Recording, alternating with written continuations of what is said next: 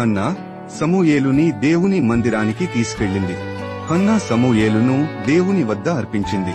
ఆమె చేసిన వాగ్దానం నెరవేర్చుకుంది. అక్కడ పవిత్రమైన మందిరంలో సమూయేలు దైవికంగా ఎదిగాడు.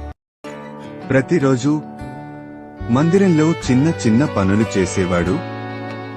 దీపాలు వెలిగించడం, తలుపులు తెరవడం, మందిరం శుభ్రం చేయడం. ఒక రాత్రి నిద్రలో ఉన్న సమూయేలుకు ఓ మధురమైన స్వరం వినిపించింది. సమూయేలు, సమూయేలు. సమూయేలు మెలకువతో లేచి చుట్టూ చూశాడు. ఎవరూ లేరు. మళ్లీ అదే స్వరం, సమూయేలు, సమూయేలు. అప్పుడే సమూయేలు మోకాళ్లపై కూర్చుని చిన్న స్వరంతో అన్నాడు, యెహోవా, మాట్లాడుము, నీ దాసుడు వింటున్నాడు అని అన్నాడు. దేవుడు ఆ చిన్న హృదయాన్ని ఆశీర్వదించాడు. సమూయేలు దేవుని గొప్ప ప్రవక్తగా మారాడు.